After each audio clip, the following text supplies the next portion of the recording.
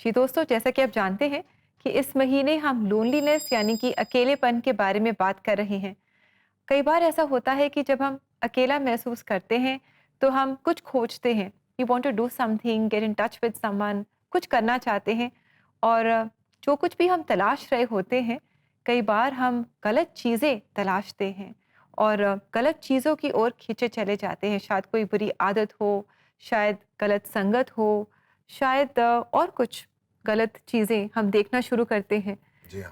Which can be very harmful for us. In fact Bible में भी लिखा हुआ है, यीशु मसीह ने कहा कि जब एक घर को साफ किया जाता है और अगर उसमें किसी ने रहना नहीं शुरू किया, तो और भी बुरी चीजें उस घर में आकर प्रवेश कर सकते हैं और उसका हाल पहले से और खराब हो खराब। सकता है। सो ये वॉइड, ये रिक्त स्थान, ये खाली जगह जो हमारे अकेलेपन की है, उसको भरना और सही तरीके से भरना बहुत जरूरी है। वरना उसको तो भरने के लिए कोई भी नकारात्मकता, कोई भी गंदगी संसार में तैयार है और वो काफ़ी विनाशकारी हो सकता है। जी, बहुत अच्छा आपने बताया कि ये जो वॉइड है, इसे सही चीज़ों से भरना और सत्य से भरना बहुत ज़रूरी है कि ये सत्य है प्रभु यीशु मसीह।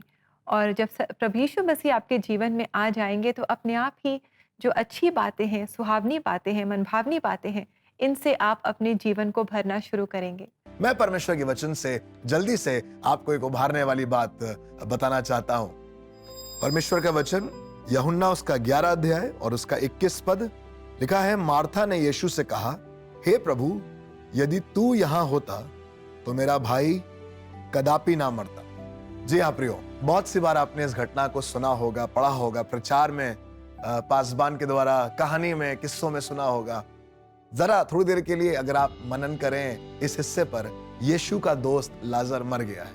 दोस्त का चला जाना, भाई मार्था और मरियम का मर गया है, भाई का चला जाना, परिवार के किसी का चला जाना, कोई भी खालीपन जो कई बार हमारे परिवार में, हमारे रिश्तों में हम महसूस करते हैं, उसको भरने का एक सही तरीका आज प्रभु का वचन, परमेश्वर का वचन आपको बताना चाहता है। इसमें से एक बहन गई और यीशु से कहने लगी, यदि तू यहां होता तो मेरा भाई ना मरता। उसको मालूम था कि यीशु के होने से कमी नहीं होती है, यीशु के होने से वो वॉइड क्रिएट नहीं होता है, परमेश्वर के आ जाने से चीजें अच्छी हो जाती हैं। पर अब तो भाई नहीं रहा, अब तो दोस्त भी नहीं रहा। और बाइबल में लिखा हुआ है, जब यीशु मसीह इसके कब्र पर गया तो यीशु रोया। ये एक बाइबल की सबसे छोटी आयत है जहां पर अंग्रेजी में लिखा है जीसस वेप्ट। आपको मालूम है, यीशु मसीह इसलिए नहीं रोया कि लाजर मर गया है, यीशु मसीह इसलिए भी नहीं रोया कि लोग कह रहे हैं कि आप आए नहीं। पर मुझे लगता है, जहां तक मैं समझ पाता हूं, यीशु मसीह इसलिए रोया क्योंकि आसपास के लोगों को लगा कि अब इस वॉइड को कुछ और नहीं भर सकता, वरन अब तो कब्र को भी भरे हुए 4 दिन हो गए और अब उसमें से भी बदबू आ रही होगी। मैं आपको बताऊं, पर प्रभु के लोगों, यीशु के दोस्त, यीशु के बच्चे संसार में कई बार दुख तो उठाएंगे, पर वो जगह परमेश्वर ने उनके लिए नहीं चुनी है जहां पर आज लाजर है। और यीशु मसीह ने जब उनके अविश्वास को देखा, यीशु मसीह निराश हुआ, कहने लगा इस खाली स्थान को मैं भर सकता हूं। और तब यीशु ने लाजर को आवाज दी और आपको मालूम है, लाजर बाहर आया और यीशु ने कहा, पुनरुत्थान और जीवन मैं हूं।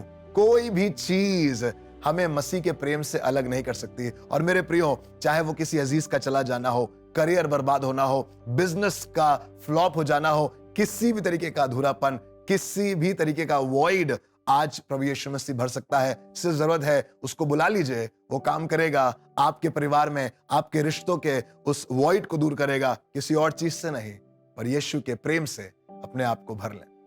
जी, बिल्कुल दोस्तों, जब प्रभु यीशु मसीह का प्रेम हमारे जीवन में आ जाता है, तो सब खालीपन दूर हो जाता है, हर तरह का अकेलापन दूर हो जाता है।